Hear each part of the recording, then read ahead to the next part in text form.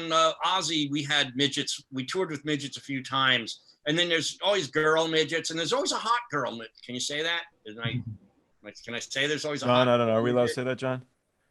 We're canceled. Canceled. Oh, man.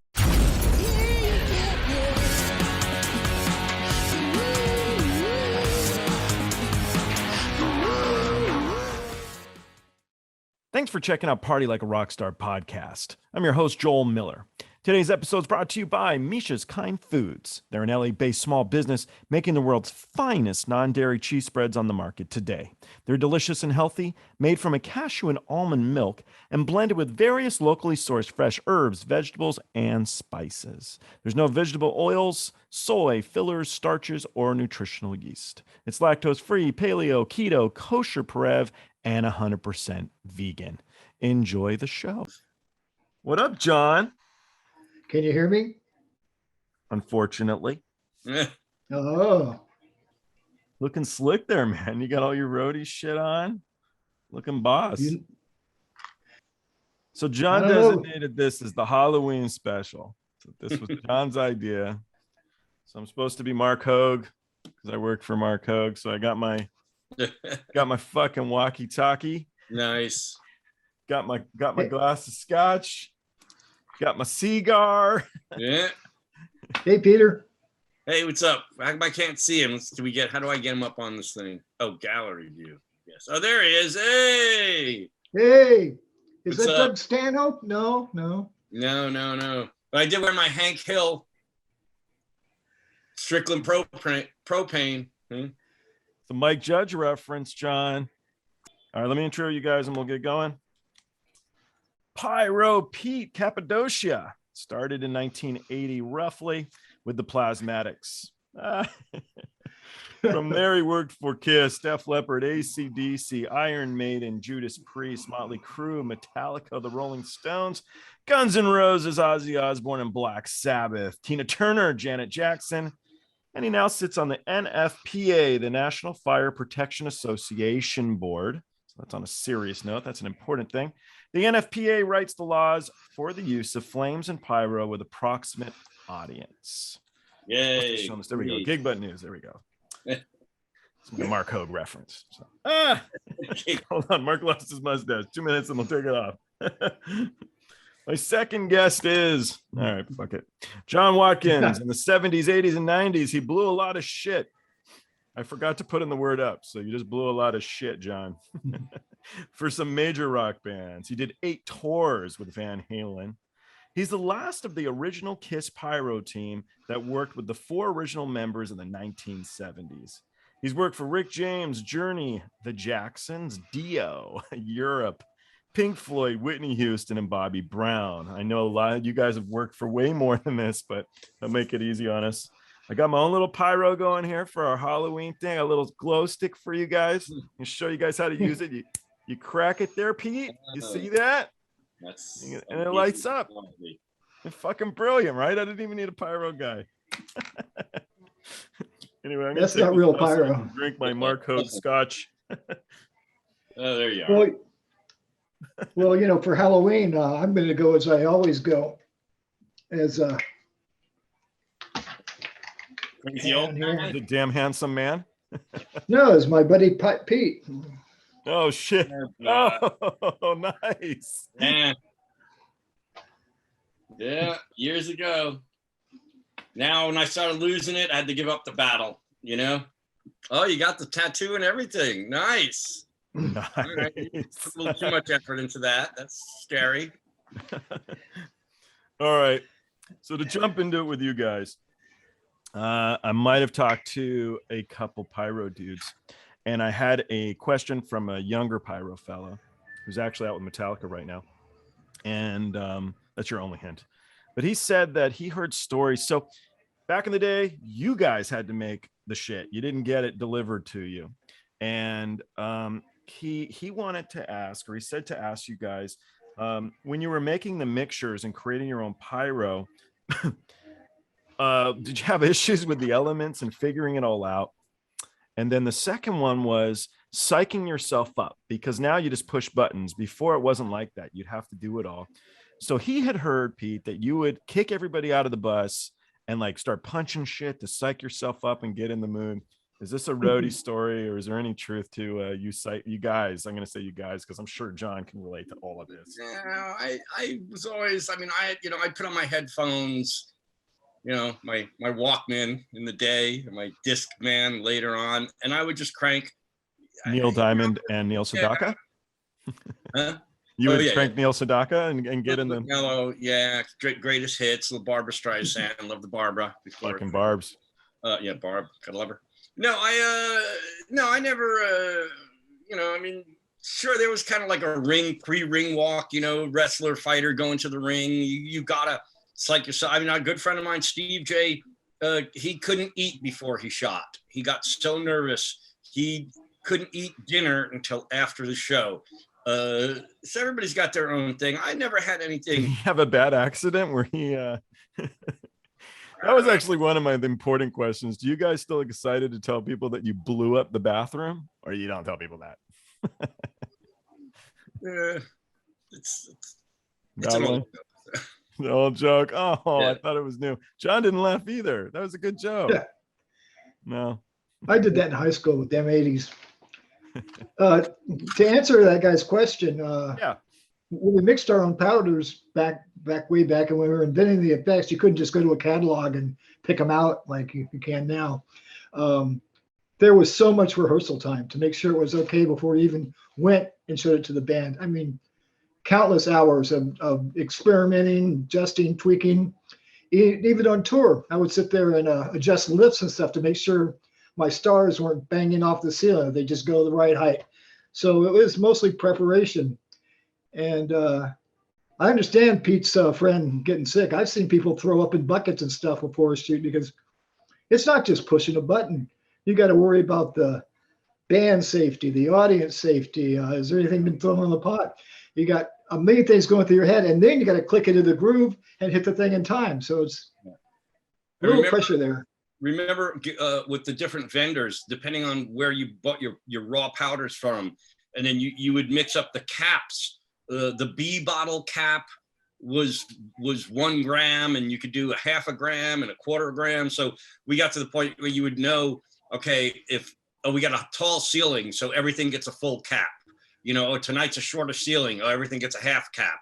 And I used to have little books that, were like measurements, like, all right, 1/4 cap of this does 20 feet of that, does 20 feet of this.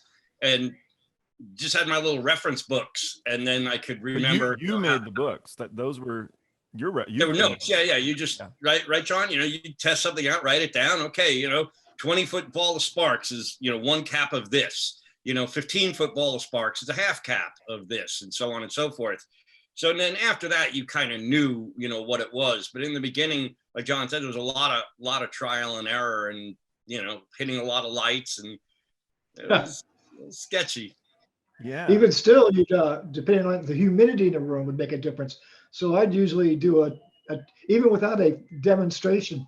And back in the 70s, there were very few demonstrations. It was such a new thing that my mentor, Hank Schmel, taught me to call the fire department in the afternoon and invite them down and educate them. And that wound up making things a lot easier for me over the years because I got to have a relationship with some of these fire marshals. But there are so many variables. Yeah, I mean, like you were starting to say about the temperature, because something that now the manufacturers try and compensate for that, and in the bags they will put if they've made it in a humid climate, they will put a pack in there to take some of the humidity out. If they made it in a drier climate, they'd put a smaller pack in there. Some of the companies have different formulas that they make different time of year. When it's wetter near the manufacturing facility, they make the comps drier, so they dry at the same rate. So there's a lot going on now that we discovered by accident, Yeah. Hey, we did these the other night, we were in Arizona and it was, 5 to 10% humidity, and they went 40 feet. And then we did them tonight in Texas, and we're at 80% humidity and only went 15 feet, and then you figure out, you got to compensate for that. So there's a lot of weird, the kids today, they got it easy with the pyro and the packages. You want to hear me laugh? I have a kid from today tell me he's a pyrotechnician. Really? I go, you mix There you A go. and B together, Yeah. you know? One time on Van Halen, when we were doing the big Cow Palace show, the last show was at 5150, I had a huge display set up in the back, and that's my backyard. That's my hometown venue. And I was doing tests in the afternoon, like I always did. And there's one little trap door in the very top of the Cow Palace, which is very tall. And I shot some stars right through this little, maybe 8-inch by 8-inch in the whole room. There's one little 8-inch by 8-inch hole, and I shot right through that. Boom! I went, oh fuck! waiting to start to see smoke coming out, but we did it in the afternoon, so nobody got hurt, and luckily they didn't catch on fire. But safety and preparation is everything. Yeah, I remember like on Guns N' Roses, I think that was the rule. So when that guy tells you to do something, no matter what, you fucking listen. That guy was Pete, you know. But you were very serious, I remember, like during the show, especially very, very serious. And that's the thing. See, you could be kind of goofy and you know, funny and charming and handsome and whatever else I may be. It was already noted. Shit, but when the time comes, you know, if anything happens, you know, you're going to get called out on that, you know, so you've got to be doubly serious. I mean, I remember telling, you know, having performers, you know, wives or brothers and say, oh, you know, excuse me, you can't stand there. Or don't you know who I am? I'm, you know, so-and-so's brother. And I'm like, well, that's fantastic. If that makes you fireproof, then you can stand there. But if that doesn't make you fireproof, then I suggest you leave. So yeah, there's a nice way, you know, before you have to resort to get the fuck out of there, you know, before I move you. So yeah, and you have to be professional, and you have to be, you know, I know some pyro guys that scream a lot, and it's just like, oh, it doesn't, I mean, there is a time to scream, but if you come in screaming in the morning, and then when you have to scream, you know, that evening, no one's listening to you, you know, because you've been screaming all day. So yeah, you got to be cool. And no one wants to see the pyro guy totally nervous either, you know. Well, sweating, nervous pyro guy is not, you know. You can be shitting yourself on the inside is what you can be doing, but on the outside, you know, you've got to be. Yeah, I've done this 1,000 times. Don't worry about it. You know. The other thing I might have heard is, did you do a show called Rêve in Vegas? Yeah, we did an install. We did an underwater. My friend's shop in LA built the stainless steel. And it's the shop that I worked with a few times. So they used to make all the flame gear for me. And we, so I did an install for them. I heard it was the shit was the exact words. It was. Oh yeah. It was nice. Underwater, stainless steel, came up to the top, lit with it was all automated. It was really, really nice. It's a very nice system. That's fucking cool, man. Setting water on fire. That's neat. Yeah. What are your challenges now? Like setting something like that. Is it more exciting for guys like you because you've got to put a lot of thought into it, or does everything take a lot of thought? Yeah, as John will say, I mean, you can't get too complacent on anything. You know, that's what bites people in the ass is when you say, oh, I'm going to go do, this is going to be an easy gig. I've done this 100 times. I do it with my eyes closed, da-da-da. That's when something's going to happen, you know? Yeah. You have to approach everything in our business is serious. You know, no matter how small it may seem, it's, you know, it's still pyro. It's still going to hurt somebody or set somebody on fire or. So are you going to take golf carts more seriously, Pete? Golf carts, man. John, did you see, I don't know if you saw this on my Facebook. Nice. I was working a TV show and I was on set and the golf cart flipped. I was not driving, I was a passenger. And I chipped a bone and overextended, and they're going to do an MRI actually next week to see what they want to do with the ligament. So there you go. Okay. I just got an apology for 40 years ago when Claude Schnell, the keyboard player for Journey, he flipped a golf cart with me and broke my ankle, and he's still, I'm sorry. I go, I'm over it. Yeah, for all the dangerous crap we actually do, you get messed up in golf cart, you know. But I'd rather have that, you know. I'd rather have here lies Pyro Pete, he was run over by a golf cart, than here lies Pyro Pete, he blew himself up. It'd be different. I don't think anybody was expected. I wouldn't have bet my money on that one. Yeah, I wouldn't mind being blown to death, but did So I'm gonna switch it up a little. So you made the blood that I read for the Kiss tour originally, John, or Not the original blood. When I came on in '79, Gene, who's never happy about anything, would just every day, I hate this blood. I hate this blood. It was made out of Hollywood, and it was a corn syrup based thing that was sticky. And he just every day got sick of hearing it. So I took it upon myself to invent a new blood that would make my Dark Lord happy. And I must have made a couple of dozen kind. And every day he'd go, this is no good. And I go, okay, I'll keep trying. And I finally remembered a recipe from my home economics class in high school that was flour based. I thought, well, flour based, that would stick to grease paint and not be sticky. And I made it and dyed it red, and he loved it. And I wound up having to spend an hour a day cooking blood. So I don't know if I did myself a favor or not. That's great. So how many Kiss tours did you do? I did Dynasty, and then I was on Hot in the Shade to straighten a guy out there having problems with. So I was consulting on that, and I did the entire Revenge tour. How about you, Pete? You've done a couple? Yeah, like on and off, because Kiss being the cheapest band around, they want a bargain. They've been in the business. They're businessmen. They're good businessmen. Gene's a good businessman. He'll put the Kiss tour to bid every few years. So you do it for a few years, and then he puts it out to bid, and then the cheapest vendor gets it. So I've actually done Kiss in the 80s, the 90s, and the 2000s, and then 2010s, but we didn't do them in the 2020s. So it's kind of cyclical. You do 3 Kiss tours, and then you get bumped. And then a year or two later, you get a chance to bid on it again, and the company that's doing it is like, fuck this guy. So you get it back. And then you go, why did I take this tour back? And then 3 years later, they put it out to bid, and you're like, fuck this guy, and a new guy gets it. So what band have you toured with the most, do you think? Excuse me? What band do you think you've toured with the most? Van Halen. New Van Halen, yeah. I did the California run with Dave on 1984. My first show with Dave. Although David Lee Roth, he's doing those last shows in Vegas, right? Yes. Yeah. Well, Gene just moved up the street from me, and he's moving out already. He stayed a whole month. Yeah.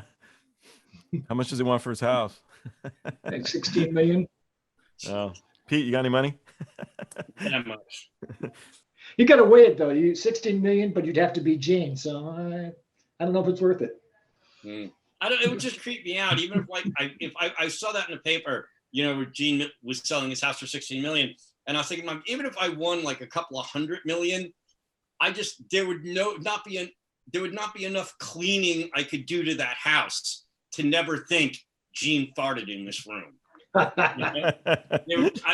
New paint, new plaster, everything still as I walk through, and I'm sure it would be the most opulent room, and I would just go, wow, you know what? Gene has walked naked through this room and farted. It'd just be like, nah, couldn't have that house, man. Could never live in that house.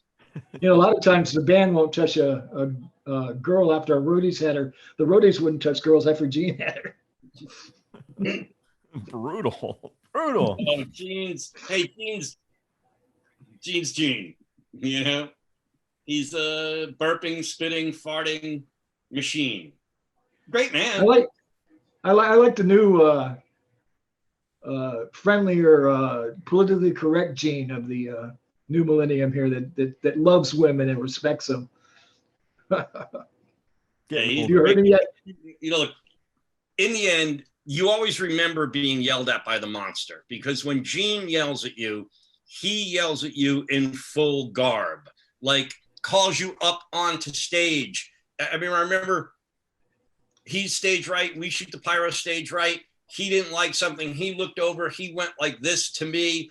I walked the 3 steps that lead to the stage, because we were like at a mid-level, a riser, and there was still 3 steps to the stage. So I walked to the bottom of the steps, and Gene went, no. He took a step back and pointed to the top step. So he made me walk the 3 steps in front of the crowd, like during the show, and got in my face and was like, this sucks, or what. He's got classic genes, like this has to change, this has to get better, this sucks, or whatever. You know, he's got, I mean, all you did every night was you prayed that another department fucked up, because somebody was going to get yelled at every night. So you just prayed lighting guys, or there was a little feedback, or the video. But when Gene yells at you, it's very public, and you are getting yelled at by the monster. Now, having said that, he has never yelled at anybody who didn't actually deserve it. He just calls you out on it. You know what I mean? Even no matter how little. The PA squealed. Hey, buddy, we're paying you to not have the PA squeal, you know, or, you know, the lights blinked the wrong thing. You know, he will call you out on it, not as like a grumbly old bastard. Or maybe you like a grumbly old bastard. He doesn't even know your name. He's very professional. He doesn't know anybody's name either. It's always, I need pyro. I need lights. Bring me sound. Did you know Andre? Gene's bodyguard? Gene's bodyguard, Andre? Early guy. Big old NFL guy. Gene used to send him to get people he was mad at during the show. And I saw Andre one time pick a guy up by his head with one hand, almost like a basketball, and carry him on stage to talk to Gene. And then after the show, Gene was about to yell at him. They were in the hallway. And Paul stepped up and started yelling at him. And Gene stood back like a proud dad going, go, Paul, my little boy is a man. I always remember you get two things in the Pyro. You'd get Gene coming up to you going, this has to get bigger. This is pussy. This would be his thing. He would do that, which meant that shot was pussy. He'd literally look over while he was playing and do that and give you the finger or something. You'd be like, all right, whatever. And then Paul, very quietly, very nicely, would get you in the hallway, or he'd send the guitar tech or his personal over and say, Paul wants to talk to you real quick. Paul would just say, the Pyro, I sing. I make my living singing. It has to be smaller. We have to have it smaller. And then you'd go get yelled at by Gene that it's too small. And then you'd ever ask do you guys ever talk to each other? You know, it's a circus. KISS was a fun, ridiculous thing to do, but do not regret 1 minute of it ever. Do you remember our revenge shirts? I think I gave you one. It had less smoke, more pyro on the sleeves, and you could point to whoever you were talking to. You could just put that shoulder towards them. Yeah, that's right. Yeah, and it goes on to this day, that conversation. So God bless. Great. What about Van Halen? Was Van Halen a little more cush? Oh yeah, it was the Dream tours that just ruined me for all other tours. I mean, I loved touring with those guys. They were hard to design for, because you couldn't do, your typical hide the lack of talent pyro you could do for KISS. You'd have to sit there and think of something that actually fit in time with the music and accented it. So it was a bit of a challenge there, but it was, as far as touring goes, Ed Leffler was the greatest manager ever, and the band was wonderful. And I can't say enough about it. I mean, I just loved working with those guys. Yeah.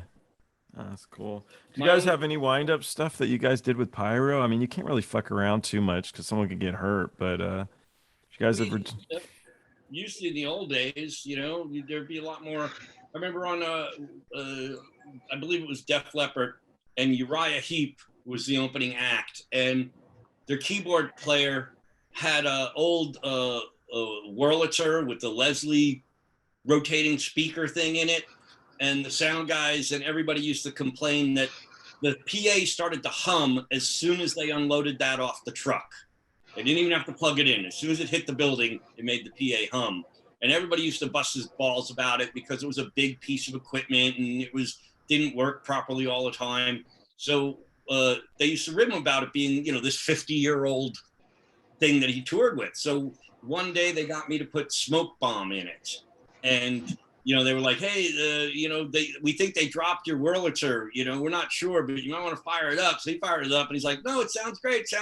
Let the smoke bomb rip. And because there's the spinning thing in there, it blew the smoke everywhere, all over the place. He took off running. So we used to be a lot of, remember having put a concussion mortar under the sound mixer one time because he couldn't hear the concussions. I can't hear the concussions. we put like a half charge under the mixing platform. And yeah, there used to be able to get away with a lot more shit, than which tour was the charge under the console? I might have done that to Gungi on Judas Priest. I think it was Gungi on Judas Priest. We had a guy on Dio that started carrying a stuffed animal that his girlfriend gave him, a little Alf on the bus. And we're going, get that fucking doll off this bus. And he'd sit there and hug it and stuff. So one day the crew kidnapped it, and they went to Toys R Us and bought an identical Alf doll. We sit there and like put a paw on his bunk at night, demanding money. Otherwise he'd never see Alf again. And we wound up taking the decoy, and I put about a pound of flash powder in it and blew it up in the parking lot, made a hole in the parking lot, and then gave him the tag going, "This is what you get for not paying us." Then he cried, and we had to give him a real doll back. Yeah, so you'd be arrested for stuff like that. We used to blow up birthday cakes. Oh, yeah. On Iron Maiden, one time we had like this big ornate cake that was left in the dressing room and nobody even touched it. And they were like, well, what are we going to do with this? And they were like, let's get Pyro in here. Like, of course I could blow that up. So, and then we started ordering like 3 tiered cakes, and we wouldn't eat them. We would just blow them up after the show. And then we'd also collect up like all the melons, watermelons, melon, anything, and cantaloupes. And we'd blow them up at the end of the night. Like, hanging around the end of the night in the parking lot, waiting for the bus to leave, waiting for people coming out of their shower. It's like, hey, we're going to blow up a melon. Oh, cool. Let's all go to the other end of the parking lot, blow up a watermelon. I don't know if that would fly anymore. We should do that stuff quite regularly. My best friend, and who had the KISS job before me, who unfortunately got killed right before they were going to go to Japan in '78. He, when we were teenagers, used to make exploding pies. Then one day blew one up, and he had gauze on both hands. And we knew his schedule, because if he called you at 3 o'clock in the afternoon, nobody would answer their phone, because you knew that was time somebody to go wipe his ass, because he couldn't do it with the gauze. And he'd go, "You really know who your friends are." Oh, rough. Yeah.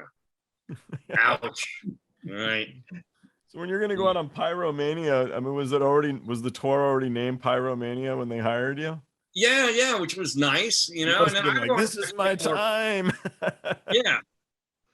And that was a fun tour, because everybody was like young. Like everybody on that tour was like first, second tour, band, first, major monster tour. It was that was a really interesting, fun show to do. And it was an easy show, because having done the Plasmatics and having done some KISS stuff prior to that, to get on a show that only had like 4 major pyro, but each cue was big. So it was much better than, like John, when clients start talking to you about, and then a bang on this, and then a bang on that. It's like, well, you can end every song with a bang if you really want to, but why would you do that? Def Leppard got it.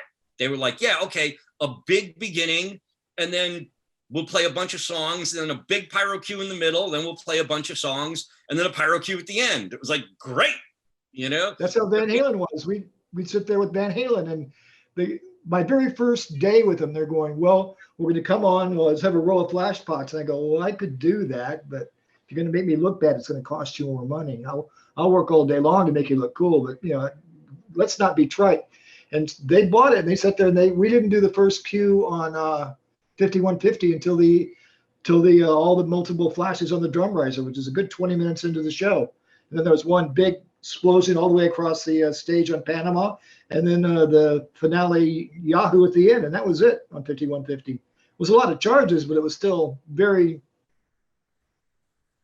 carefully used. Well, I know what you're saying. It's like each time, if I have 200 charges or 300 charges, and I press the button 20 times, well, you're going to get 10 charges each time. If I press the button 3 times, you're going to have 100 charges each time. I mean? It's just going to be monstrous. So that would be, something for a stadium. But even if you take it down to an arena show, if you have 100 charges and you press the button 10 times, well, it's going to be 10 kind of, 10 things. You press the button 3 times, you got 30 pieces going off each time. It'll be a lot more memorable, and it'll be, like if you ask people on KISS or something, like what was their favorite pyro cue, or Motley Crue, there's only one or two cues that you could actually remember, and all the rest would just fall into, being the beginning or the ending of a song. Yeah. So, I have friends on the new tour, and and I went and saw it, and God bless them. There's a lot of pyro, but to me, it got redundant after a while. I was like, okay, even though they're doing different looks on every song, you're going, come on. It kind of loses its effectiveness after a while. And again, that's something we learned with Sabbath and Ozzy too, was like, yeah, we could pump the flame system every song, but at that point, what's the point? You know, John, when you were saying like on Van Halen, you didn't use it until the end. Well, you remember you covered me on AC/DC when I got blowed up. We only shot the end. That was it. One cue for those about to rock. For maybe 10 years, we never even had an opening cue. We never had anything. The band was like, no, we don't need it. Just the cannons, man. Just kill it at the end. So, we had 2 cannons, 21 shots on each, 44 loads plus the 44. That's 80 cues. So 80 pieces, 80 something pieces of product going, there it is. Oh, going awesome. On one effect is, much better than those 80 pieces dragged out over a half an hour, an hour and a half. You got hurt on AC/DC? Yeah, I was loading the concussion mortars and one went off.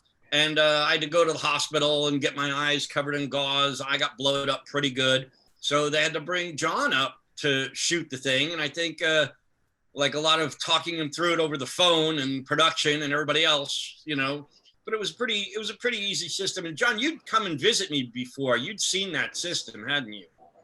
Yeah, it's that pickle shoot. Yeah, you'd seen that system. It was similar to the KISS one because that was one that Tom DeWillie had built. That's what I did work. Was an old Pyro-Pack system. So what happens when you get fucked up? Are you thinking in your head, fuck, how am I gonna do this job? Or are you thinking like, ouch, this hurts, or I'm gonna lose my eyes, or all of it? Or like, wow, this is serious shit. Sometimes I forget. Is it a moment of reason? Or we're talking a long time ago now though too. So yeah, it was in the 80s. I mean, you do get that how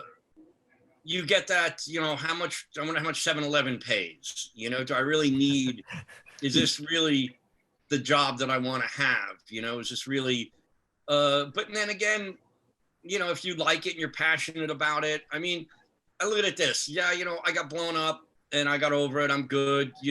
I was hit by a car on a motorcycle and they had to start my heart up again and I got over it, and I still like motorcycles, and I had a girl break my heart one time and I still like girls, so yeah. I got blown up real good on Journey, and I took a concussion mortar. I was picking it up and it went off. And so I felt for Pete. It's a life changer. It makes you realize how powerful that stuff is. Thaine Morris, one of the greatest special effects guys ever, called me up after I got hurt on Journey. And he had this little West Virginia accent. He goes, well, I guess you can work for me now. And I go, I thought you'd be mad at me. He goes, hell, till you get blown up, you don't respect the shit. Maybe. I remember we were kids and one of our friends was tough. Actually, he did Friday the 13th with his dad. They did special effects, makeup and stuff on Friday, the original Friday the 13th. And he's like, all right, well, I got to kick your ass first because you don't become a good fighter until you learn how fucking it is. So if you guys ready? I mean, and I was like, you go. Yeah, it's true. And, I referenced riding motorcycles earlier. It's, everybody, there's a saying, everybody who rides a motorcycle knows somebody who died riding a motorcycle.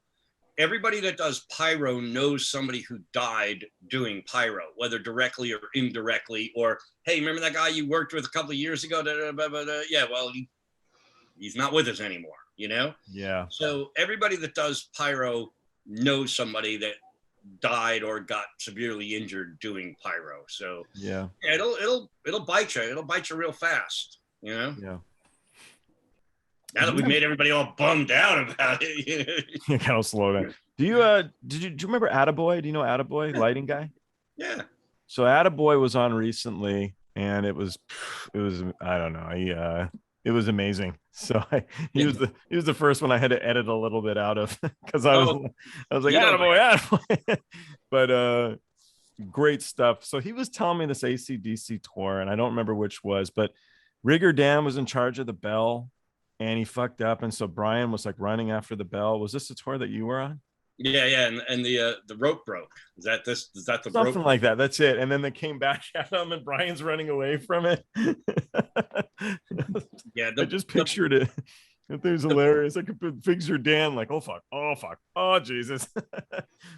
When we had the real bell, it was crazy. It was an actual cast bell that needed a special forklift, and a lot of times the gig didn't get the super big forklift, and it would be, 10 guys standing on the back of the forklift to act as ballast for the forklift to be able to pick the bell up, and the stage had to have a reinforced center area.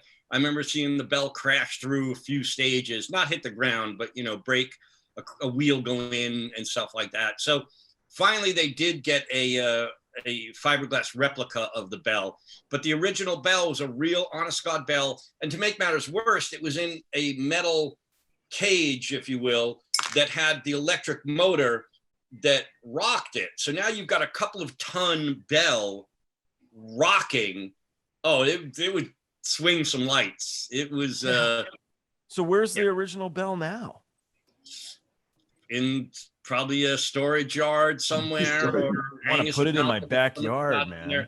Yeah, I mean, there's a lot of stuff out there that but at the end of the tour, you're like, oh, what am I going to do with this prop? I know that the 2-ton bell stuff that we've built has ended up in studios. We built a Flaming Sun for Godsmack years ago, and sure. Sully ended up. We pulled all the flame unit out of it, and he hung it just as a piece of art, in the rehearsal studio. That's cool. And, one of the Van Halen signs is hanging up at 3B to this day. That one of the 24-foot Van Halen signs. Yeah. The Ozzy cross, we had that in our shop for years. We made a cross that said Ozzy and then one that said Black Sabbath, and we bounced it from tour to tour. And then we finally had to call Sharon and say, come and get your prop. We stored it for years because it would always come back to us. We'd clean it up because it had flames in it, So, yeah, we had a lot of props that we had to call artists up and say, call up a production manager, come and get your prop. So I don't know where a lot of that stuff. There's some good stuff out there, Some super cool stuff out there. I would love the bell. I don't know where I'd put it. It's too big. I don't know. It'd be a little hard. Yeah. One of the good things about AC/DC was that I really respected is there's two sounds you cannot duplicate through a synthesizer. One's the sound of a bell, and the other one's the sound of a concussion mortar. And so they used to carry a real bell and real concussions. You put a concussion mortar through the PA, to quote Gene, I mean, it's got to punch you in the chest to be real.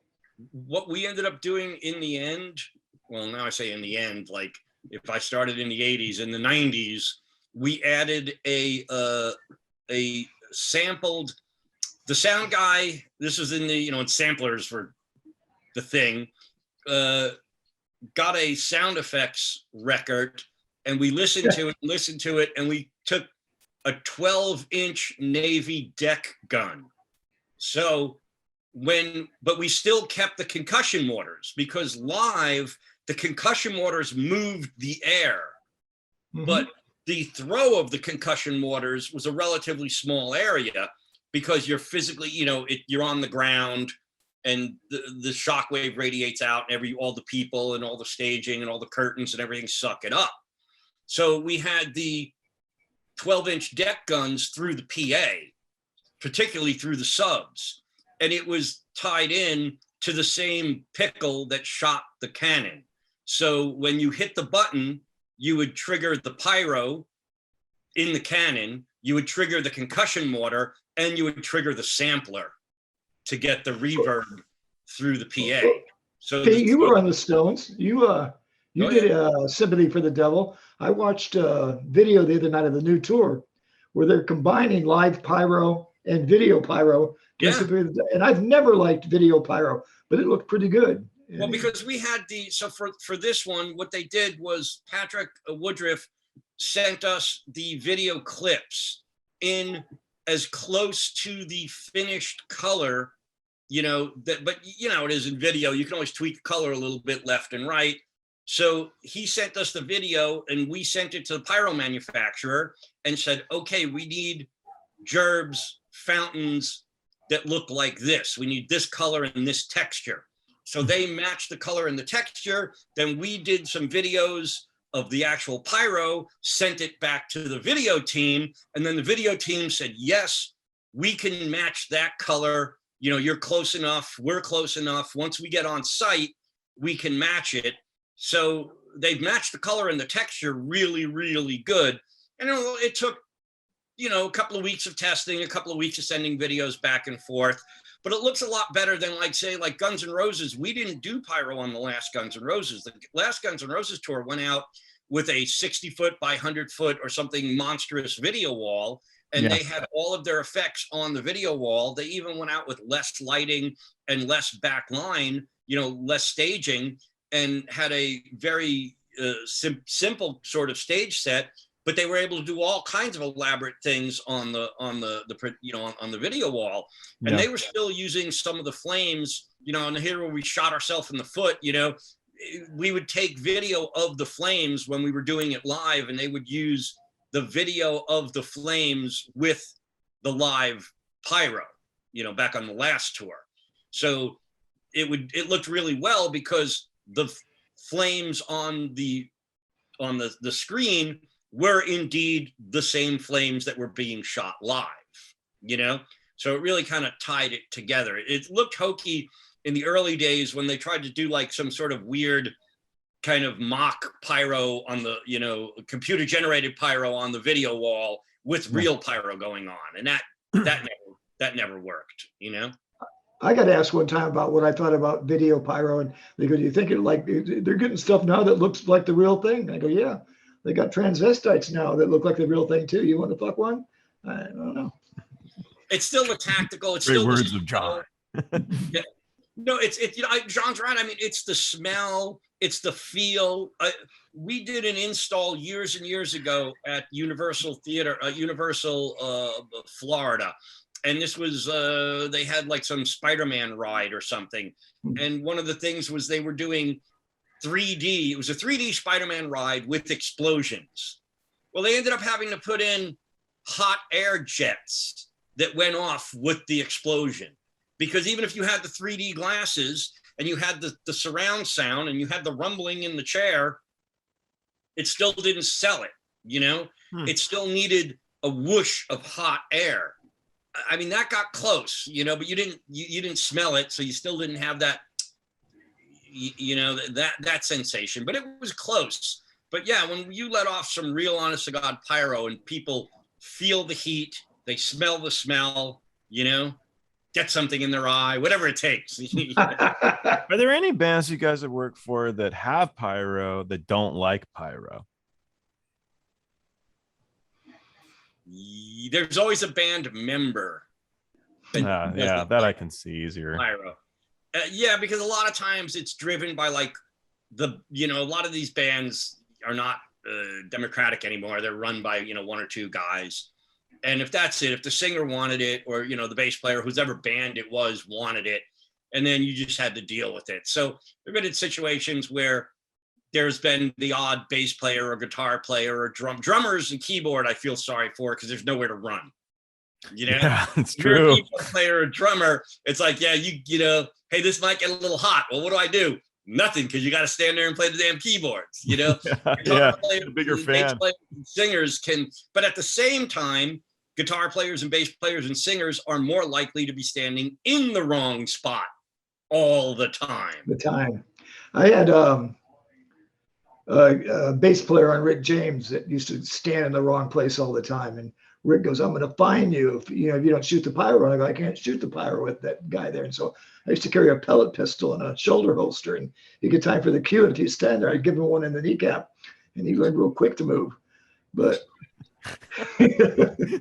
as far as like bands not liking pyro, I've had several artists be wishy-washy on it until they heard the audience reaction the first time, and then all of a sudden they loved it.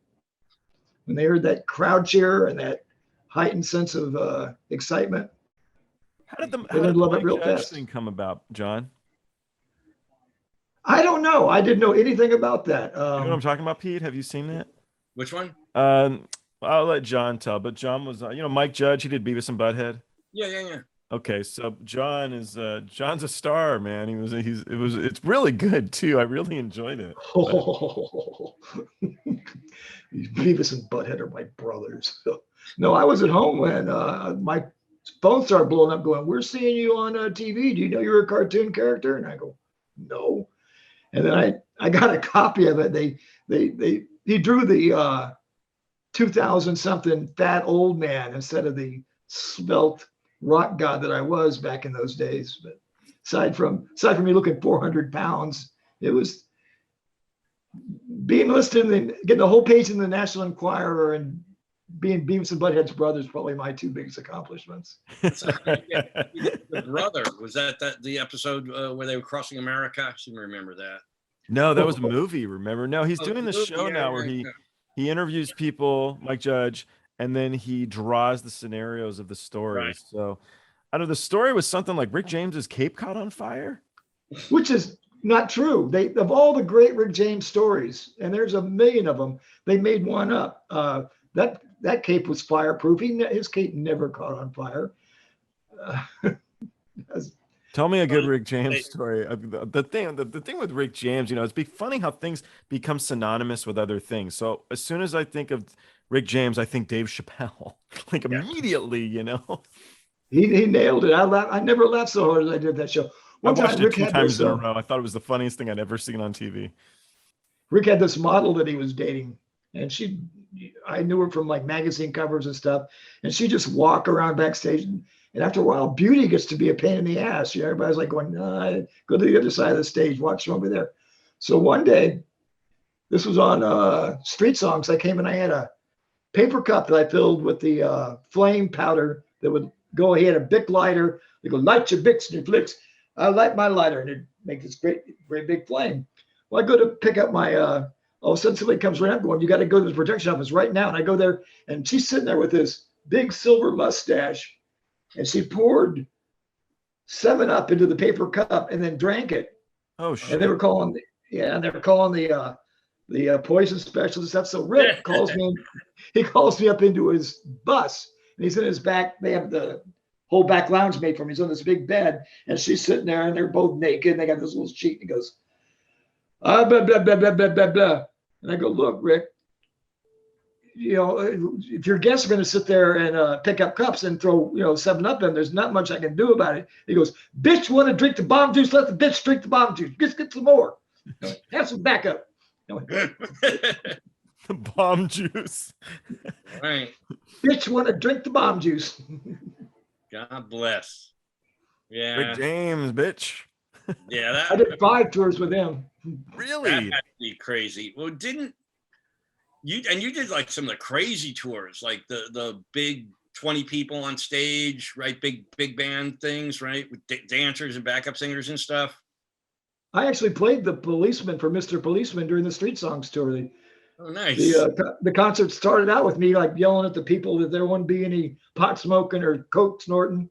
And then the two singers were made up like streetwalkers.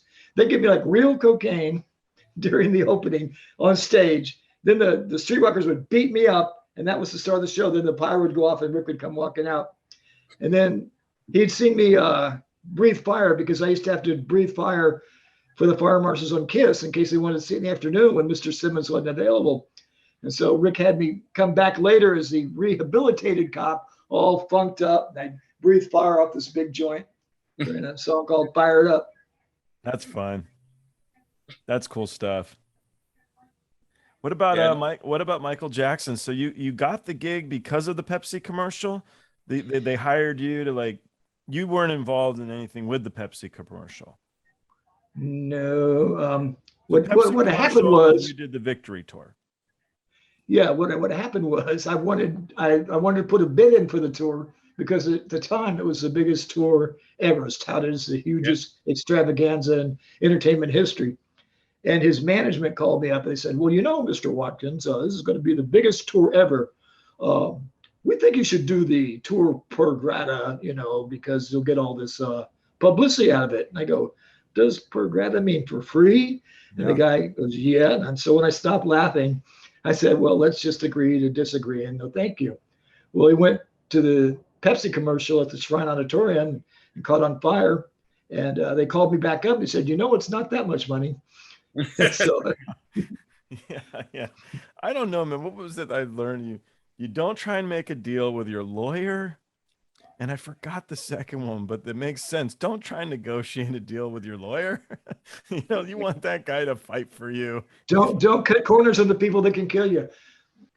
The most dangerous thing in the world is a pyro guy that will do anything the band asks him, that wants to impress them, that'll lie to the fire marshals or think everything the band thinks is a good idea. You got to learn how to say no. That's probably one of the biggest jobs of a professional pyrotechnician, is learn to say no. I was told you couldn't say no to Rick James. And I said, yes, you can. And he came on set and go, hey, Rick. He goes, what? And I go, no. And pick a vowel. No. You see, you can say no to Rick. Yeah, sometimes bands, you'd be surprised at what they don't understand. Like some people, the bands that know a lot of pyro, Motley Crue's, the Kisses, those guys, they know what they've seen it. They know what they want. You get these other bands that like, oh, wow, I didn't expect it to be that hot. What do you mean, the 15-foot wall of flame? Why would you not have thought that the flame was going to be hot? Why is that a surprise? Are you only learning now that flame is hot? And so, I didn't expect that to do that. So it's odd, what you learn once you start bringing things out onto stage. And yeah, and then, it circles back around to that question of some people love it, some people hate it. I remember on Guns N' Roses, we had Slash, very indifferent, really didn't care, just tell me where it's safe to stand, and he loved it. Duff used to like to get his bass. We had this shot with a wall of fountains, and he used to like to take the head of the bass and hold it into the fountains and deflect the gerb, like these 30-second fountains with the head of it. They'd be laughing, I'm burning the head of my bass. It's cool. So yeah, you get, and then the drummer's just like, dude, I'm stuck here. Just don't put anything too close to me and we'll get along fine. Yeah. So you walk that fine line between being safe and getting the artist to trust you. I had a play once with a soap opera star lady that was going to play the Wicked Witch of the West, and I made her a self-contained broomstick that could shoot real fire out the end of it, and she was scared to death of it. So I would sit there and every day work with her, and get her used to it and stuff like that. Well, the next thing I know, she's running around backstage shooting at people. I go, no, that's real fire. Be afraid, but be smart. I watched Vince's episode with you, Pete, and you said in it that the Guns N' Roses guys would like stop playing, they'd watch the pyro and be like, fuck yeah. You didn't say stop playing, but you said they'd be watching the pyro. Yeah, because like when we first started doing it with them, we had these really big finales, and part of the finale was, while they're ringing out the song, because they had 30-second ends to songs, and you'd turn around, and you'd see them out there and they'd be turning around, watching the pyro go off, and then they turn around and play some more, and then they turn around and watch the pyro go off, because they were, the first, again, it was the first big stadium tour that, wow, we made it, we're the biggest band in the world today, right now. And yeah, it was kind of cool to see them, watch, go out to the edge of the stage and look behind it at all the stuff going off, and yeah, it was a good feeling that the band was that into it. It's always the band actually acknowledges, the pyro, other than, Gene, that will tell you every time he perceives that you missed a cue. To get told every now and then, I look really good tonight, or that, it went really well. But then again, at the same time, they're paying you to make it look really good every night. So it should look really good every night. It doesn't hurt to get a pat on the back or like, that was fucking awesome, man. Well, Michael Jackson, we used to have a huge fireworks display at the end. And the point of the fireworks display was to give him a chance to get in his van and get out of the venue before the traffic jam started. Well, Michael started making him stop the van, and he'd get out and watch the fireworks display, and then he'd get double caught. we did a demo for him once where he wanted an effect. Instead of doing like one big explosion here and there, I made like 30 small ones all the way across the. So Michael, I go, come and stand with me, Michael. I'm going to show you the new effect. He goes, well, shouldn't I be up there? And I go, no, you can be up there during the show, but right now you can see what the audience wants to see. So come stand with me. So we stand there and we do this big boof, about 30 little gold flashes, but it looked huge. And he just goes, that was absolutely wonderful. Never do that again. Yeah. So you didn't do it in the show? No. I've got a great picture of Ross Valerie from Journey during Line of Fire with his knees together and his fingers in his hands, fingers in his ears. I'm going, yeah, thanks for telegraphing the effect there, Ross. He goes, oh, give a fuck. I ain't going to listen to that bang. What's some of the strangest venues you guys have ever worked at? We played a bowling alley on Dio and a campground. A bowling alley? During the Spinal Tap last tour, yeah. The Bronco Bowl in Dallas, Texas. And it said on the side we walked up, Gay Bowling Alliance playoffs, Dio. And I quoted Spinal. I go, I've told him 100 times, it's Dio Gay Bowling Alliance. Yeah. No, I mean, on the way up, when I was working for the Plasmatics, every punk bar, bowling alley. That's 78, right? Is what I read. 78, 79. Yeah, I mean, see, I was in high school then, and my friend's sister went out with the guy that did the Pyro, and I was just transitioning. I just got out of high school, and I just started college, and I was going to be a theater major. And this guy, I was actually going to do props, and this guy was the effects guy, and he got me a job helping. I basically would set up the gear and then help him set up the effects. And we did bowling alleys and punk rock clubs and parking lots and the parking lot of the record store and the, WKZZ crazy picnic summer 81. But so like 78, I was really just kind of an all around assistant. And then 79, 80 is when I really, started learning how to do pyro. So yeah. Well, I remember meeting you. The first time in 1979 when you showed up on the loading dock at KISS to meet Hank Schmel. And yeah, I'm sitting there, and all of a sudden here's this guy. He's kind of going, "Excuse me, Mr. Schmel, can you teach me how to do pyro?" And we're going, but you have that's my evil Pete. We had some mutual friends, and they told me, "Oh, you go meet my friend Hank," and Hank was doing KISS at the time, and yeah, that was he was a trippy guy, man. You impressed him. He let you hang out the entire day, and he showed you stuff. Usually, he'd just send people away because a lot of people would come up to Hank, and because he was probably the most famous touring pyro guy ever at that time. But he wrote the book, huh? I think at that time I had met Thaine, and I think Thaine had introduced me to Hank. So I was like a notch above some kid coming in off the street, So he made you hang out with me most of the afternoon. Remember? Yeah, he sat there and goes, scarred for like almost didn't want to do pyro after that. Let me get back to props. It's an easier gig. This guy's fucking nuts, man. So over the years I filled in for you. Pete has helped me out. Pete is probably the person I consider my biggest competition in the industry, but to me, it was a very healthy one. He'd go, I'm doing this. I go, well, I'm doing this. But at the same time, we never tried to do anything to get each other. There are people in the industry that'll cut your throat and stab you in the back. But see, at the time too, it was like you and me were the same. We were working out of our garage, out of a small, storage. It wasn't the mega company thing that it is now. Like I could only ever do 3 tours a year, and you could only ever do 3 tours a year. And you had your camp, you had the Van Halen camp, you had the Rick James camp, you had your camp, you had the Michael Jackson camp, and I had the AC/DC, the Iron Maiden. So it was a very kind of clear cut thing. Like our different camps didn't even know each other, So it was different time. But I remember, calling you a lot and, hey, I'm doing a show over here. Can you help me out? Or I need some powder over here. Who do you know over there?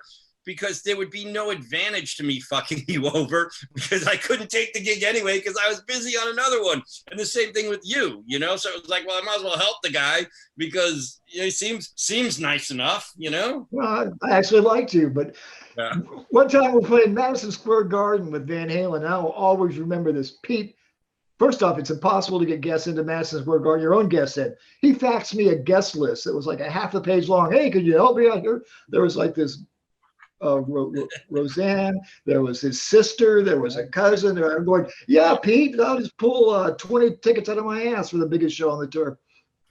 But I still got most of them in.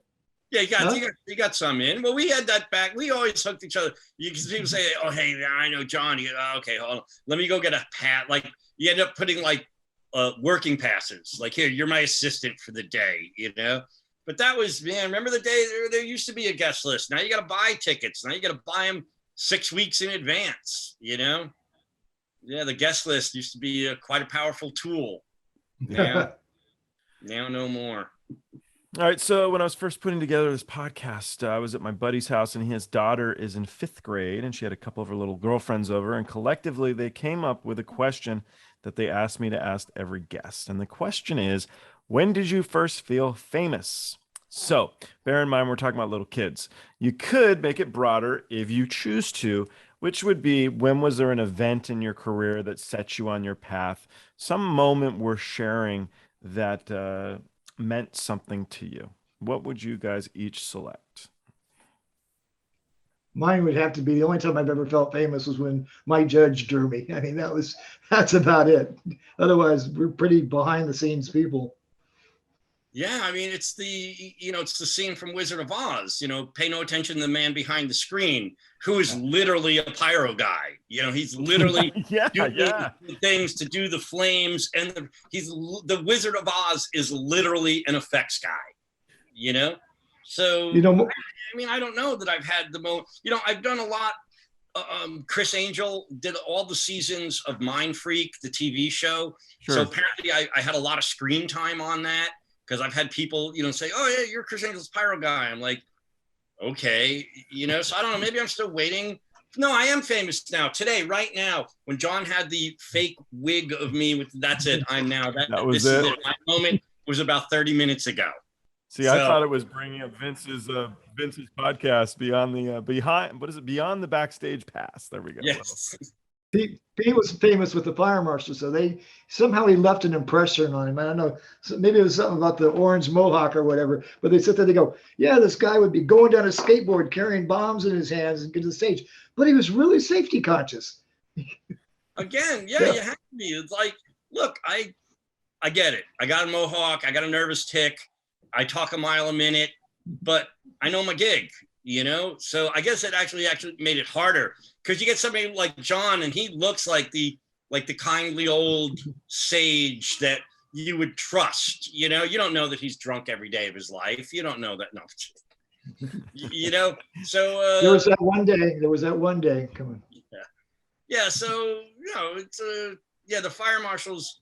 That was good though that they remembered me, except when they were mad at me, and then that was not good. You know, because John, you'd have this happen. Well, you would do your demo during the day, and it would be an empty auditorium with the lights on.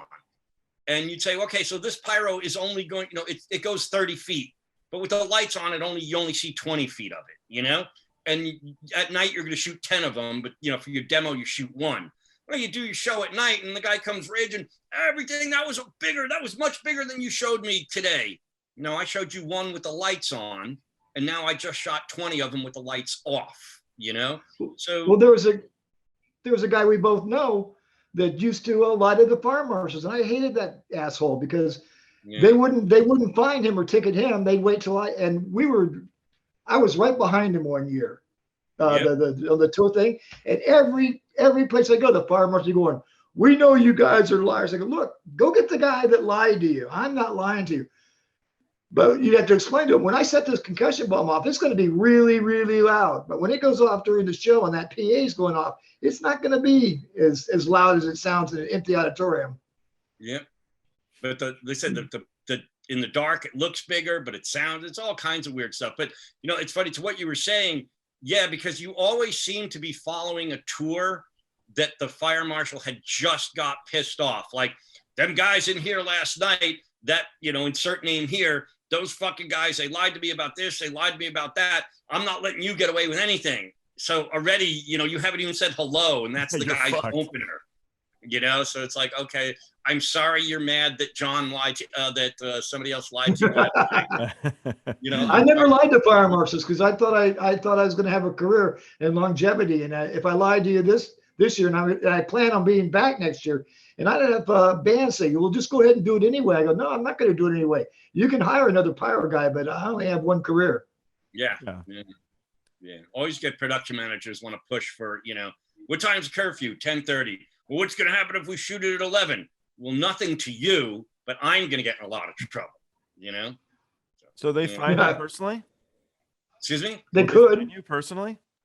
Well, they could. Because if I have a piece of paper that says I can't shoot past 10:30, and the production manager says, well, you're shooting it at 10:45, I got to ask the fire guy. I got to go, look, you know, can you spot me 15 minutes here? You know, what you can't, you signed a piece of paper, says this is it, this is the cutoff. You know, I'm sorry that Axel went long. I'm sorry that Axel's 2 hours late, you know, or you know, whatever the circumstance may be. But yeah, you know, I'm responsible to the fire, you know, for pressing that button with the fire marshal. The fire marshal's not going to come and look for the road manager or the production manager or the stage manager. He's not going to come yell at the singer or the bass player. He's going to come and yell at us because we're the guy there with the button in our hand. So, I mean, there's been lots of circumstances where you talk to the guy, you say, hey, look, I know, you know, curfew's at 11, you know, it's 10:58 right now. I may be pressing the button at, you know, 11:03. And some guys are like, yeah, go for it. And other guys are like, no, I'm at 11, I leave and you're not doing anything. So, but ultimately, you know, that's how you end up pissing off fire marshals and the band and production. You can piss off everybody at the same time just by, you know, doing your job. It's a lonely life. So. You're not there to make friends. Hey, Pete, I've got a question for you. You were on tour. What difference did you see in the fire marshals after the station fire and after 9/11? Because I lost my job after 9/11. I was working for Marine World, running their stunt show that was terrorists robbing a bank, and corporate said, you know, no more terrorism for a while. They put water skiing in, so I lost my gig. But did you notice a difference in the inspectors after those two events? Well, I mean, after 9/11, the ATF came down on us, and it was more restrictive for igniters, and they were just kind of a little bit more paperwork. For the inspectors, it was more of the incident in Rhode Island that really affected the everyday inspectors. They started to, you know, dot all the I's, cross all the T's, you know, ask a little more, you know, question, what size is that gerb? Is it printed on the gerb? Can you show me the size of the gerb? You know, they really started doing due diligence, but that's not to say that they didn't, because nobody inspected the fire. You know, no one inspected the station casino Pyro station nightclub, not station casino, the station nightclub. No one inspected that product. There was no permits granted. That was all done, you know, in the gray area. But so all the legit shows, like I always tell people I was 3,000 miles away driving home from doing shows. We were running the Treasure Island show in Vegas at that point. And my insurance doubled overnight because of something that happened 3,000 miles away that I had nothing to do with, you know? And my inspection process, you know, got 1.5 times harder, again, because of something that, you know, I had nothing to do with, but you just have to go roll with the punches. So, yeah, I mean, every time something happens, you know, they try and plug the hole. Why did this happen? How did this happen? We're never going to let this happen again. Fair enough, you know? Although, you know, you could say, well, it's never happened to me. Well, it's never happened to you until it's happened to you, you know? And especially if, you know, if there is a flaw in the system and an accident happens that's identified to have been a flaw in the system, and then that system needs to be fixed, you know, whether it's permitting or, you know, they've made changes to the amount of product you can transport. I sit on the NFPA, so on NFPA committee, so I'll start blabbering on all day in my committee voice. This is my committee voice. Well, I like to get official there. Yeah. Yeah, John, I'll tell you, the only reason I got on the NFPA committee I'm on two of them. I'm on the one for Flames and the one for Pyro, is because I want to try and enact some really stupid, restrictive law that 10 years from now, when I'm done, like Pyro people will go, who the fuck came up with this stupid idea? And I'll just be like drinking a cup of coffee on my porch going, I did. I came up with that stupid idea. Just kind of leave it. You know what I mean? It's like airlocking a fart in the elevator at the hotel. I'm leaving this here as a guest as a present for future guests. I would like to leave some really stupid, restrictive, ordinance in the law as my legacy for future pyrotechnicians, just to fuck with them, Yes, I would be happy if 20 years from now, somebody went, whose stupid idea was that? And I could just go, it was my stupid idea. Well, that's an excellent point, because it just shows how much power we had to lie to people that didn't have a clue as to what they were doing. I've had fire marshals ask me, how do you like the fuse so it goes off in time with the music? And I tell them, well, I've got the sheet music right here and I know how fast the fuse burns. So I just go back this far and hit it on this note and it goes off in time. And he believed me. And I used to get up my big during the show, say, okay, I'm lighting it now. 10 minutes, about 15 seconds later, hit the button, go, right in time. Yeah. To what you were saying, I don't think that would, because now there's much more information out there. But yeah, I've had guys like, is that, how much black powder do you use? Well, I don't actually use any black powder, Yeah.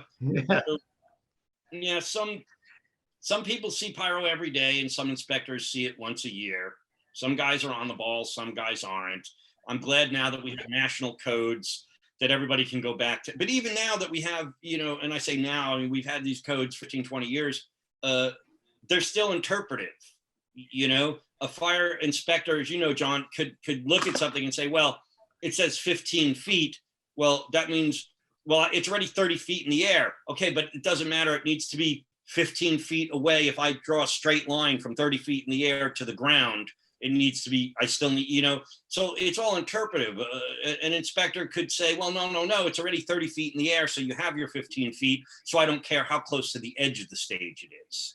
You see what I'm saying?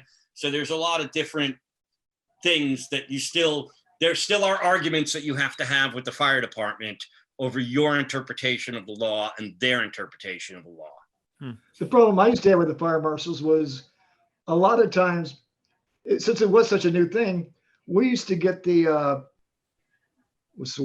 advance the people that they didn't want on the truck because they were afraid that guy was going to kill somebody. Because they couldn't fire him, they'd make him the inspector. And we would get some people. I never had more people light cigarettes in the pyro room than fire marshals. And I just go, what the hell is wrong with you? Yeah, you get some guys that are just like, in the licensing bureau, and they get out, 3-4 times a year and they get to come to the show and inspect you. And then, like I said, you get those guys, but then you also get the one guy that's read every book and knows everything and probably knows more about it than I do. Those guys are a bigger pain in the ass because you can't argue with them because they're right. So it's like, oh yeah, you're right. Okay. Let's say the cannons on AC/DC shouldn't have been allowed because they were firing directly towards the audience, but they were only about a 1/10 of an ounce of a flash powder. Yeah. And they had a grill over it. And so all it was like a smoke ring coming out the tube, and the concussion was backstage. But technically that should have been allowed. Right. Because it was pointed to. And see, even going back to KISS days, remember I did the tour. What was the one that had the tank, and the drum kit was a tank and it rotated left and right, and the speakers hanging over the crowd. There was real PA speakers and then 2 fake PA speakers, and the fake PA speakers had pyro in it. Well, you used to be able to do pyro over the crowd, but you can't do pyro over the crowd anymore because there's been incidences where pyro over the crowd has led to something falling into the crowd. So yeah, those AC/DC cannons, that one year, because we've had a lot of different versions of it, but we had one year where it was like a deck gun that came up out of the stage and then tilted down and then pointed out. And yeah, the barrel of the cannon would have projected out just a little bit further than the barricade. And that wouldn't fly anymore. you know, even though we did have the screen and everything so, you know, no debris got out. You know, enough things have happened that now it's, you know, most municipalities say, no, nothing over the crowd at all. So, yeah, what we used to do, we can't do now. I'm glad we came up when we did, because back then it was an art form. We got to innovate, we got to create, we got to actually make things that fit the song. Where nowadays it seems more like, no, you here's the effect and you try and make the song fit to it. I mean, there's so many. Once you see something in the catalog, well, yeah, Garth Brooks did this and so did this. You know, it's all the exact same thing, and it doesn't have the same feel of something that's built just for that song, just for that effect. That's why I hate the damn propane cannons, because they're cheap. And they can use them over and over again. And since they spent the money for the tank, they will use them over and over again until all the propane is spent, whether it fits the cue or not. Just like whoosh, whoosh. Right. Exactly. And to what you're saying would be the difference between like an Ozzy show and a Kiss show, you know? On a Kiss show, we had propane and we shot a lot of propane. On an Ozzy show, we had propane. We only used it a few times, but every time we used it, it was very big.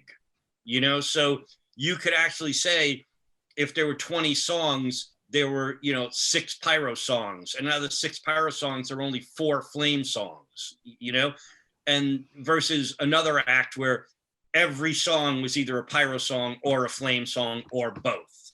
And like John was saying, at that point, it's just redundant. It's just like, hey, kids, do you remember this look? But here it is again, you know? Not to say that that's bad. I mean, some people like that spectacle. Some people, you know, just the more times you hit the flames. So it's just, I guess it's all personal preference. I would like to hit the button less and have it bigger each time, you know? Or more effective. Right. I mean, some of the most effective cues are the old standbys, just like a simple concussion mortar, even though it's been done a million times. If it fits the song and it's in the right moment, there's nothing more effective. Or you can sit there. I get an ulcer watching shows like America's Got Talent, where all of a sudden they'll just randomly like do a flash or a Jerbs for not even in time, not any reason, just because they can check it off the list. Well, we did the Pyro. But now I'll tell you, having done those shows, because I actually just got off of America's Got Talent, and sorry. Yeah, the problem is. You get these directors and you get these directors of photographer and you get these editors that seem to think just put the Pyro anywhere and we'll edit it in, because you're not going to see. So a lot of times we're on headset being told when to shoot by a stage manager or by, you know, somebody else that's coordinating. It's all about getting the shot of the person standing here with the 2 Jerbs. It's no longer about the 30 Jerbs going across the front of the stage in time to the music. It's about getting the shot for TV. So sometimes getting the shot for TV, you're not shooting to the music, you're shooting to the camera, and you're not shooting to an audience, you're shooting to the camera. So you kind of like got to press the button all the time and go, this is a dumb cue. This is, you know, but then you see when they edit it, it's like, okay, it worked. You know, it's, I guess, you know, John, me and you, we'd like to see the entire stage. We'd like to see a pullback widescreen of the whole cue. But sometimes for TV, they don't want that. They just, as I said, they want the principal character and they want the 2 Jerbs behind them, you know? So yeah, a lot of times we set up stuff for TV and we shoot it, and I'm like, I'm sorry, it was so little. And like, well, it was perfect. That was exactly the frame. That was exactly the frame for TV. So what I had to learn was the frame for a stadium versus the frame for an arena versus the frame for TV are 3 different things, you know? And a lot of times in TV, unless they're going to do a full pullback, you know, or a drone shot or something, they're going to lose it and they're going to get the timing wrong anyway. So yeah, I cringe having to do some of those shows. I didn't know that was you. Only recently, only like, well, the last one I was working on hasn't aired yet. And then the other one was last season. I did BattleBots though. That was fun. BattleBots didn't air. I did San Francisco in the island. BattleBots, shot here in Vegas. Oh. We shot all season 6 here in Vegas. I'm trying to do more TV stuff and not have to tour as much. And, you know, now I'll just go out and fix things on the road or go to rehearsals and make sure everything works and then come back home and try and do as little as possible. I'm very lazy at my own age. We live in the same city and I haven't seen you since what, the Rudy Palooza? Yeah. Oh God. Yeah. We'll have to go up to the Double Down. I try not to leave my house. And my girlfriend hates it because she says, you know, you don't like people. And it's like, no, I don't. I don't like my whole life in crowds. And I'd rather sit by the pool or sit in the backyard or go somewhere small or go to a small venue and, you know, watch a band. But as soon as you start talking about a crowded, you know, arena or something like that, it's like, oh, it's just, I feel bad for her. Like I said, I feel bad for her because it reminds you of work, you know, like you were saying earlier, you have friends now that call you up and invite you to shows, you know, it's like, so you're inviting me to come watch you work.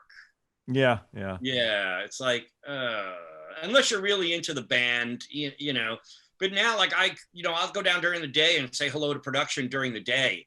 So I'm into that. That would be fun. Yeah, that's good. Exactly. You know, right. Catch up with your buddy. Catch the show. It's like, no, because I don't want to park. I don't want to do any of those things. You know? I think we missed each other by about 10 minutes at the last AC/DC show here that Opie was doing. You know, Pete was just here. Oh, what, every pyro guy in the world's going to come beg tickets tonight? I went, no, I just came to say hi. You got any good Rigger Dan stories? They're all good. Yeah. You know, Rigger Dan was just like, he was a character. He was a scammer. He was that guy. He was the go-to guy. Anything you needed, you talk to Rigger Dan. He knew a guy. You know, he knew a guy. Rigger Dan, I need, you know, whatever it is, you know, I need a proctologist. I got a guy. You know, I know somebody. But no matter how obscure it was or what town or what city, he was a hustler.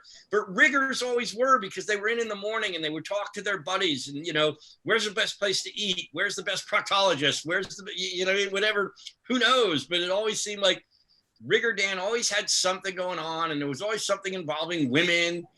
I mean, it was just, nothing would surprise you about Rigger Dan. Hey, I need to use the pyro room. All right, let me clean it up, and I don't even want to know what you're doing in here, you know? Because like on some shows, like on AC/DC, we'd load the cannons, and then during the show, we'd load out the pyro room because we didn't need it.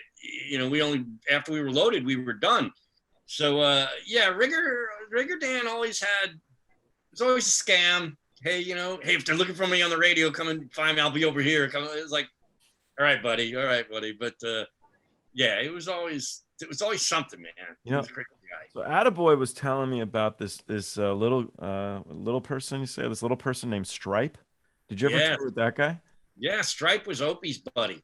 Stripe.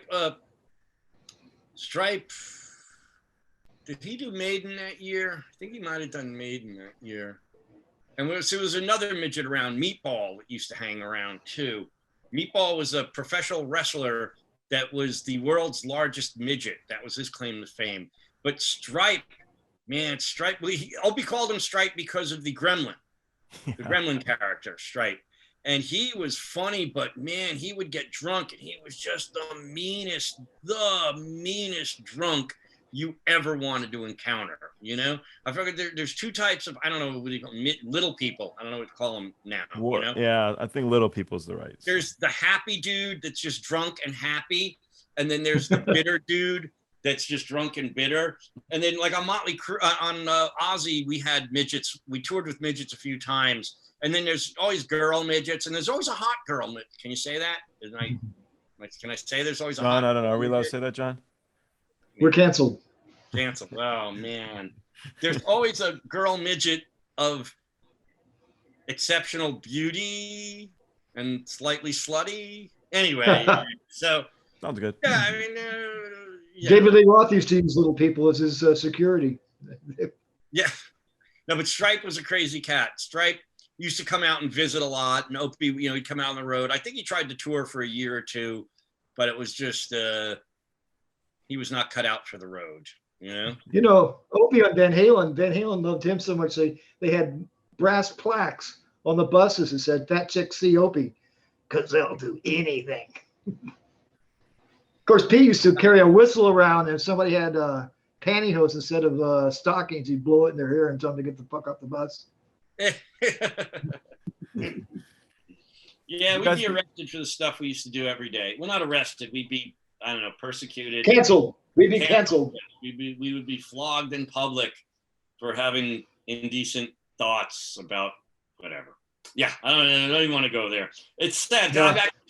I've seen people reprimanded for shit that we did every day of the week. It just doesn't fly anymore. But a different time, you know? Yeah. Doesn't make what we did. It was still innocent. See, that's the thing. A lot of this stuff is actually innocent. You know, it didn't become bad until other people demonized it. Slut shaming. Oh, you mean I was taken advantage of? No, we should have sat there and sent you away from the bus in your stockings and your black cocktail dress. And oh no, you can't come on here. We didn't ask you to come bang on the window. Yeah. Back in the day, it was a different time. That's all I could say. Yeah. You guys got any good Pink Floyd stories? I saw you did Pink Floyd, John. I'm Pink Floyd. You did Pink Floyd, John? Yeah, Momentary Lapse of Payroll. Yeah, I did that one. Momentary Lapse of Payroll. It's hard to remember. I had the Pink Floyd show, and then somebody who we will not call by name sat there and undercut it and underbid it and took it away. And I went and saw it. And the Robbie, the production manager, said, what would you have done? And I told him what I was done. All of a sudden I was back on and those other guys were off. But I only did it to get my revenge on them. I also had Monsters of Rock at the same time. So I had actually 3 stadium shows leapfrogging at the same time that summer. So I'd shoot a show, run out the ramp, get in a limo, go to the airport, go to the next. That whole summer's a blur. Yeah, I believe it. That's a lot of work, man. Well, all right. And my ex-wife appreciates the house. Yeah. I appreciate your guys' time. If there's any other stories you want to tell, go for it. But otherwise, thank you. Hey, cool. On AC/DC's very first tour of America, Bill Graham brought him into this small place in Santa Clara Convention Center. And I was the security supervisor for him at the time. And we had to run, Bon Scott used to get Angus up on his shoulders. And so I was in charge of the detail that had to surround him and work through the crowd. And we had to fight through the crowd. It got more polished after a while to where they got it, you know, they still went out in the crowd. But on that first tour, I came back, every one of my guys had torn shirts, bloody noses, you know, cracked knuckles. And so I go to Angus afterwards. I go, well, he goes, good fun, wasn't it? I went, yeah, I guess. You're not all bloody. So he invites us to the Holiday Inn where they're staying, and we're all excited, going, all right, party with the rock stars. And by the way, I take umbrage at the name of your thing. It's no fun to party with the rock stars. If you want to party, you party with the roadies. They get down. Rockstar parties are boring as fuck. We get to AC/DC's hotel, and they've got beer in the sink with ice on it, and they're sitting there. One of them's getting in a fist fight with a guest because they're taking too much ice out of the Holiday Inn cooler. And we're going, this is how the rock stars live. And all of a sudden you hear Malcolm going, look at this. They got telly on all night long. And they're all jamming around the TV watching this. They got telly all night long. Holy. So my last memory of that was all 4 of the band members who could all fit on a shelf. I mean, and all of a sudden I'm just watching this old black and white movie on TV. Go, that's the life. That's the rock star life. Yeah. Oh, well. It's important we've all got a story that nobody else has lived. I mean, what percentage of the population are we? You know what I mean? Are we 100th of a percent of the, you know, 1/100th of a percent? How many of us are there? How many of these stories, you know, how many people were in that room with John and AC/DC? You know, how many people, you know, well, except getting yelled at by Gene, and I was in front of an auditorium of 15,000. But, you know, how many people have gotten called on stage and yelled at by Gene? A dozen? Well, no, maybe 1,000. How many times has Axel fired you, Pete? Actually, Lars has fired me more. Yeah, Lars has fired me twice, and I quit once. But it was all around. See, it was the opposite. See, I had worked for Guns N' Roses, then I'd worked for Metallica. No, I'd worked for Metallica first, then I'd worked for Guns N' Roses, and I was bouncing back and forth. And then Guns N' Roses and Metallica were going to do that tour together. and I was going to shoot both bands. And one of them, I believe it was Axl, said, no, I only want you to shoot me. I don't want you to shoot Metallica. So, and then it came into a bidding thing where who was going to pay me, because I was going to make more shooting both bands, No gig too big, no fee too big. Pyro right. Beat Capadoccia. Yeah, no gig too big, no fee too big, which is from Ghostbusters. So I stole that from Ghostbusters. But so Axl finally stepped up and said, had their accountant called Metallica's accountant to find out how much I was getting paid. Oh. And then Axl offered me a little bit more.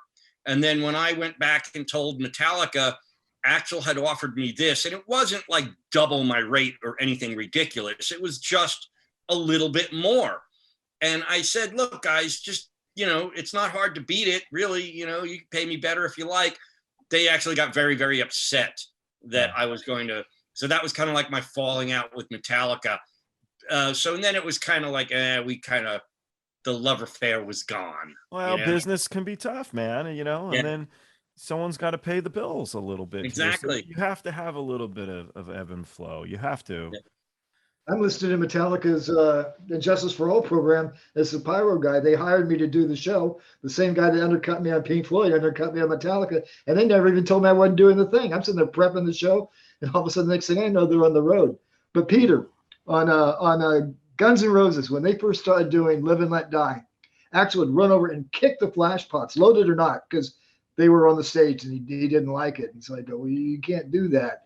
And they go, well, you can't tell Axl he can't do it. I said, okay. So I C-clamped it down. And the next time he did it, he broke his toe. Yeah, he was a stubborn. Yeah, that was a very Axl-driven show. It was Axl. That was it. Kids were coming to see Axl, so. They just played there with Eddie's son opening. Eddie Van Halen's son. I know. I didn't even go. I didn't even bother going to the show because they don't have any pyro. I don't want to see a big video wall. That's all changing, Yeah. I had a few video guys on. They're like, "We're not vidiots anymore, are we? Like, we're taking over the industry." I'm like, You're still in my way. Yeah. You're still standing in the wrong spot. You're still a idiot. Sorry. They're great. I live video now. Like I said, now we work great with them. At the beginning of the tour, sometimes they'll video the waterfall, or they'll video the fountains, or they'll video the fire. So when they do, when we shoot it and they post it up on screen, at least they're posting what we're actually shooting, not, some, like we talked about earlier, not some sort of weird, computer generated, very Barbie looking pyro. Yeah. Well, we just lost Herbie Herbert this week, and he was an innovator with the bringing new video to concerts with his Nightmare Productions on Journey. I think that was the first time they actually showed the entire concert live on a screen. Really? Huh?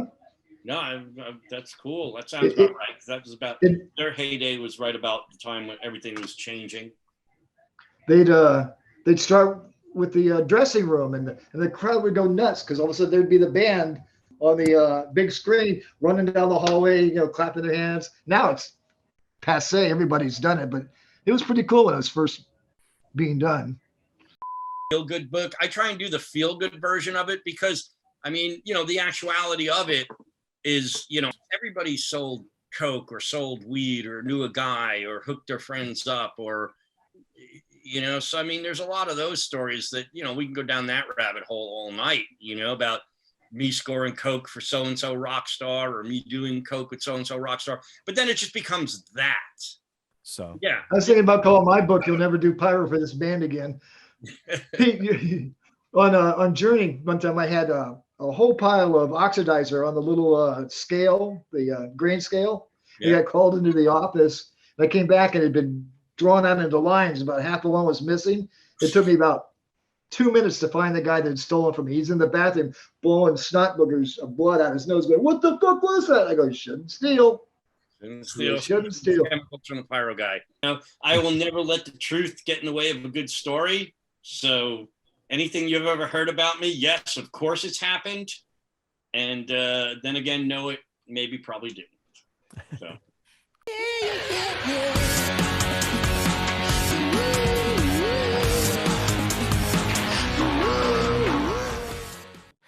Hey, thanks for watching Party Like a Rock Star.